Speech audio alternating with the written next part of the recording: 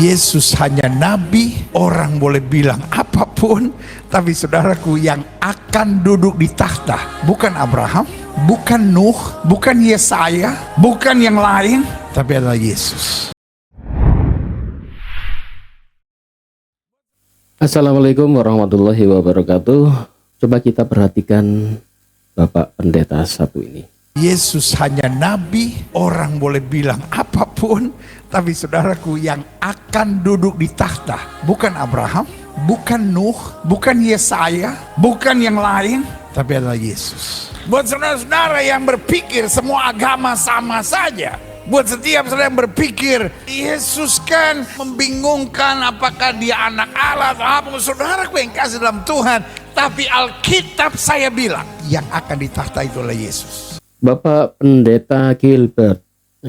Bapak Pendeta Gilbert ini kemarin rame soal menghina Islam, yaitu soal zakat mal 2,5% dan menghina gerakan-gerakan sholat. Sekarang beliau mengatakan meskipun Yesus dipanggil sebagai nabi, dia tetaplah Tuhan.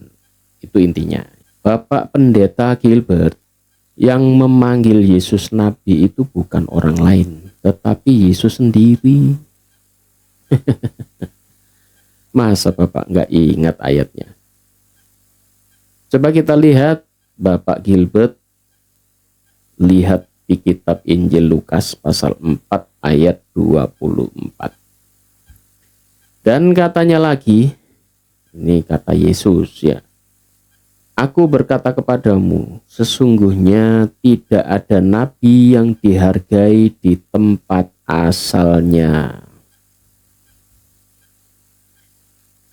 Bahkan di kitab Yohanes juga ditulis, Yohanes pasal 4 ayat 44. Sebab Yesus sendiri telah bersaksi, Yesus sendiri yang bersaksi, bahwa seorang nabi tidak dihormati di negerinya sendiri. Siapa yang berkata? Yesus, Pak, bukan orang lain. Tapi Bapak Gilbert Blumoindong mengatakan, meskipun orang-orang berkata Yesus nabi lah, memang nabi. Bahkan Yesus sendiri yang bersaksi, mengatakan dirinya sebagai nabi. Ya. Kemudian disusul orang banyak. Memang Matius pasal 21 ayat 11 mengatakan, dan orang banyak itu menyaut, inilah Nabi Yesus dari Nazaret di Galilea.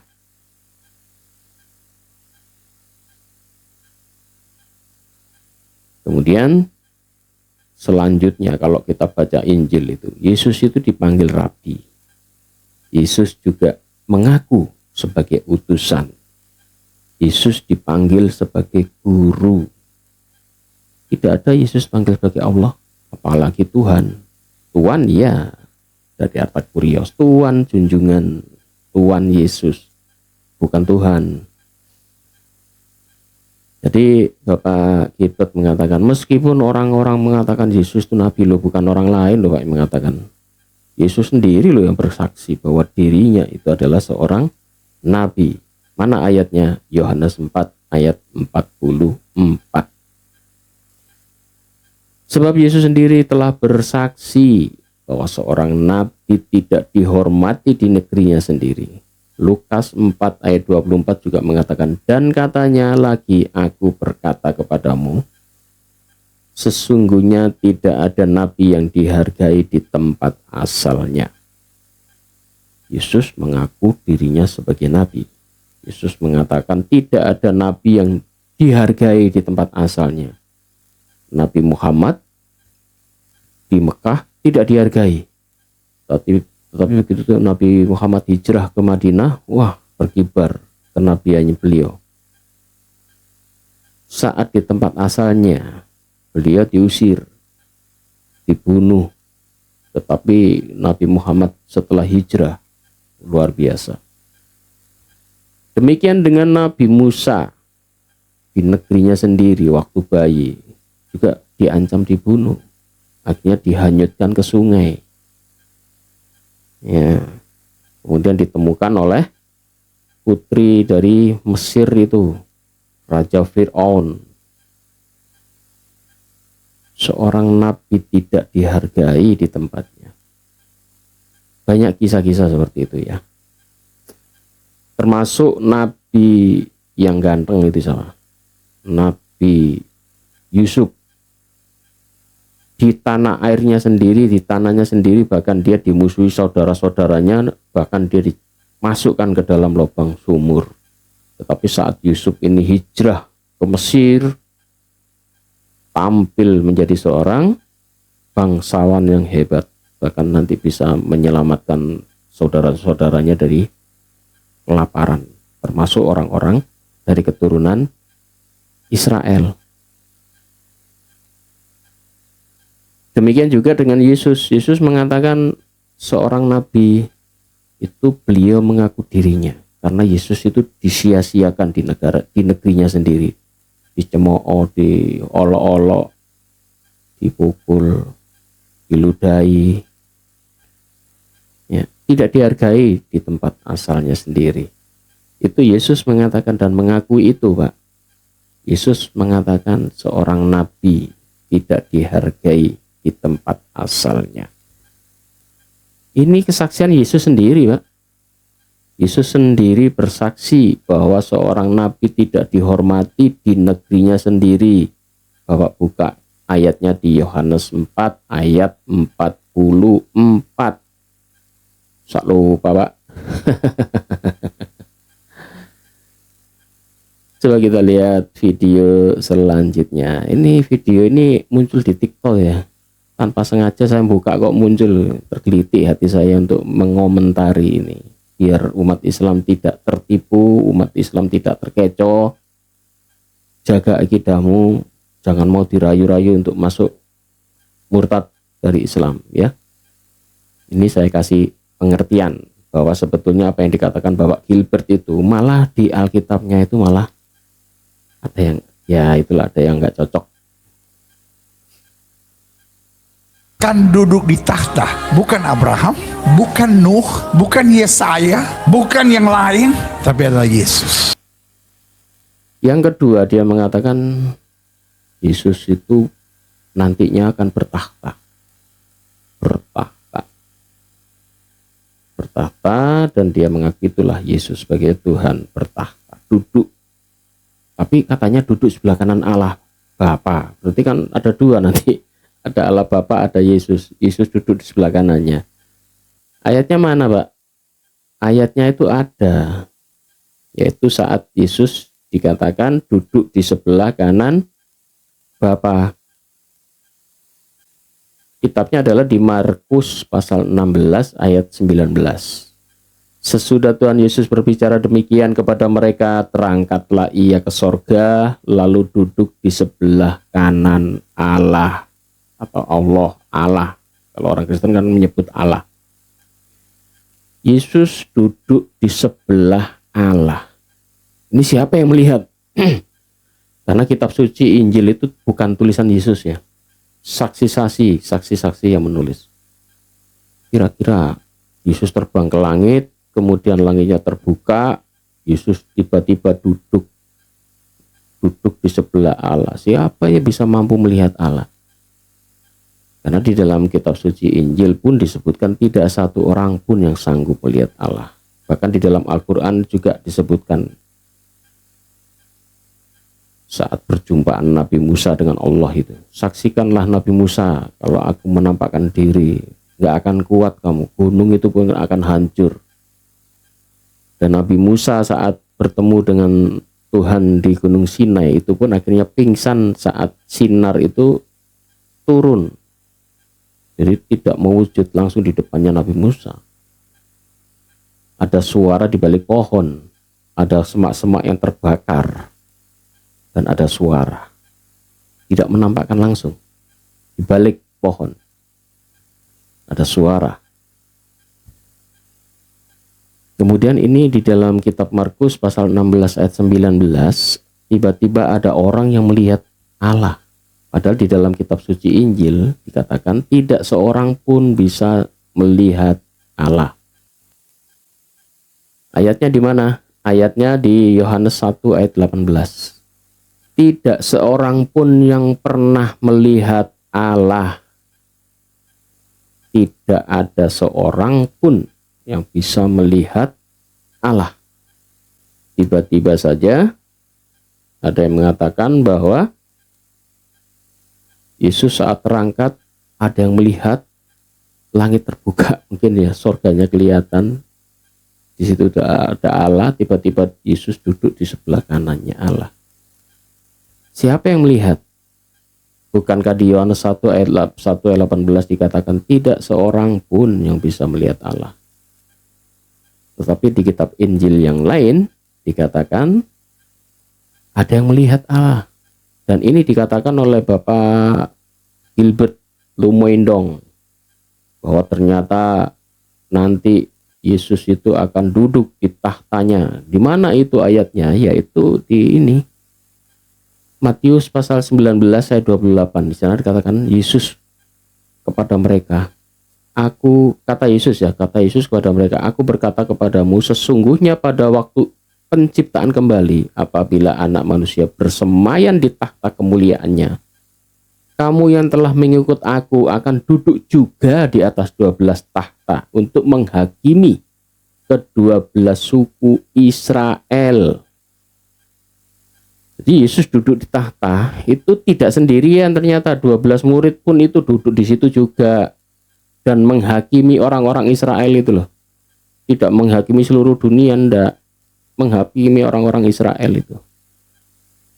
Ayatnya di mana? Di Matius 19 ayat 28. Kata Yesus kepada mereka, aku berkata kepadamu, sesungguhnya pada waktu penciptaan kembali, apabila anak manusia bersemayam di tahta kemuliaannya, kamu yang telah mengikut aku akan duduk juga di atas 12 tahta.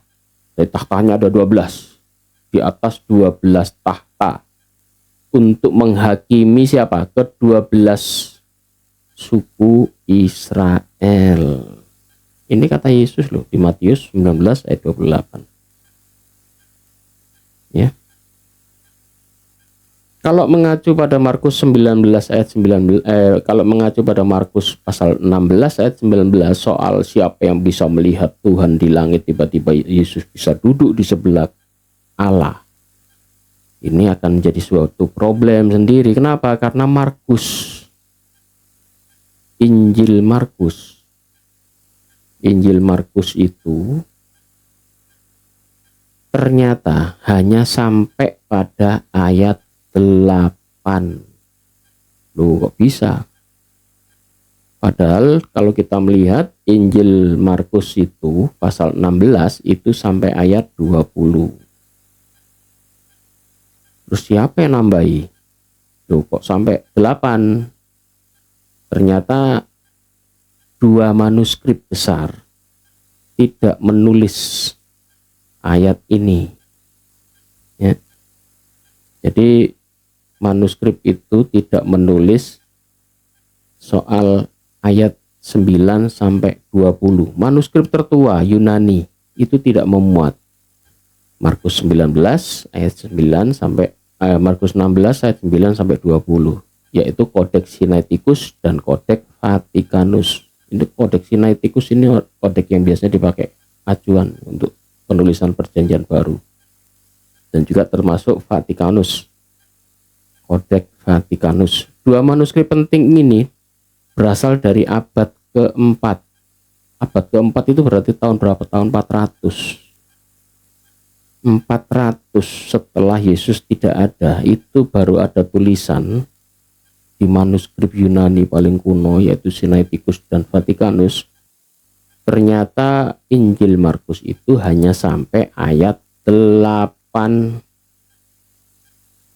9 sampai 20 itu ada yang mengatakan itu adalah tulisan sisipan, tulisan catatan kaki.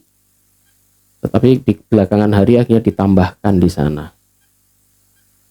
Padahal ayat ini ayat yang sangat penting ya bagi keimanan Bapak Gilbert ini. Kenapa? Karena Bapak Gilbert tadi mengatakan Yesus duduk di tahta itu juga ada di kitab Markus tadi. Yaitu tepatnya di Markus 16 ayat 19. kisah seorang yang melihat langit terbuka, Yesus duduk di sebelah kanannya Allah, itu tertulis di Yohanes 16 ayat 19. Padahal dalam manuskrip tertua ayat ini tidak ada. Karena Markus pasal 16 itu sampai ayat 8. Jadi bunyinya seperti ini, ayat 8 itu ya. Lalu mereka keluar dan lari meninggalkan kubur itu sebab gentar dan dahsyat menimpa mereka. Mereka tidak mengatakan apa-apa kepada siapapun juga karena takut. Dengan singkat mereka sampaikan semua pesan itu kepada Petrus dan teman-temannya. Sesudah itu Yesus sendiri dengan perantara murid-muridnya memberitakan dari timur ke barat berita yang kudus dan tak terbinasakan tentang keselamatan yang kekal itu. Udah titik. Ini penutupnya. Tapi ada tambahan ayat 9 sampai 20. Padahal ini ayat yang sangat penting ya. Kenapa saya katakan sangat penting? Karena di sini ayat 19 ada seorang yang melihat Yesus terbang ke langit, Yesus duduk di sebelah kanan Allah. Itu ayat 19. Kemudian ada ayat yang sangat penting lagi yaitu ayat 18. Di sana disebutkan orang yang percaya itu ciri-cirinya mereka akan bisa memegang ular. Sekalipun mereka minum racun maut, mereka tidak akan mendapat celaka. Pegang ular berbisa, minum racun maut, tidak celaka. Kira-kira ada nggak orang Kristen yang sampai hari ini bisa mempraktekkan ini? Kalau ini betul-betul firman Tuhan loh ya. Tapi karena ayat ini katanya ayat tambahan, maka tidak banyak ya, tidak ada yang bisa melakukan ini. Siapa yang bisa minum racun nggak mati? Bisa dipraktekkan. Padahal itu adalah salah satu tanda-tanda yang menyertai akan orang yang beriman. Di sana disebutkan ayat 17, tanda-tanda ini akan menyertai orang-orang yang percaya. Jadi orang yang percaya itu tandanya ini. 1, mereka bisa mengusir setan. 2, mereka bisa berbicara dalam bahasa baru. 3, mereka akan memegang ular. Dan 4, mereka bisa minum racun maut dan tidak celaka. Ini ayat-ayat Al-Quran, ayat Injil Markus ini. Kalau benar-benar ini firman Tuhan, harusnya ini tergenapi kan. Semua orang-orang Kristen kan bisa mempraktekkan ini. Tapi nyatanya tidak ada satupun yang berani mempraktekkan ini. Termasuk Bapak Gilbert sendiri. Ayo coba suruh minum racun, mau nggak? Kalau nggak mau berarti Bapak kurang beriman lah. Padahal itu adalah ciri-ciri orang beriman. Megang ular, minum racun, mengusir setan.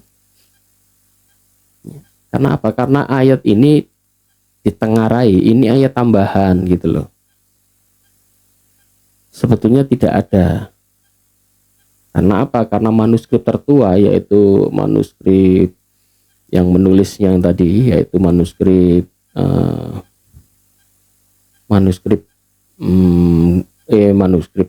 karena kodek ya, manuskrip yang menulis ini yaitu kodek Sinaiticus dan kodek Vatikanus tidak menulis ayat 9 sampai 20, hanya terakhir sampai ayat 8 tok. Sudah ya, berarti ini bisa membantah ucapan dari Bapak Gilbert tadi ya. Pertama, Yesus memang sebagai nabi. Yesus sendiri mengaku dirinya sebagai nabi. Yang kedua, soal yang duduk di tahta tadi, ternyata bukan hanya Yesus yang duduk di tahta, Pak. Anak-anak muridnya itu, murid-muridnya 12 orang itu nanti juga duduk di 12 tahta itu. Mau mengadili siapa? Mengadili Israel itu yang sudah mengejar-ngejar dan membunuh para nabi-nabi di pengikut-pengikut Yesus itu. Nanti 12 orang ini menghakimi orang Israel itu yang sudah mencelakai mereka, seorang murid-murid dari Nabi Isa atau Yesus Kristus. Demikian ya untuk Bapak Gilbert. Masa Bapak lupa dengan ayat ini? Ya, kalau lupa saya ingatkan lagi lah. Untuk umat muslim, jangan terkecoh, kuatkan iman Anda, jangan sampai murtad. Demikian, wabillahi taufiq wal hidayah. Wassalamualaikum warahmatullahi wabarakatuh.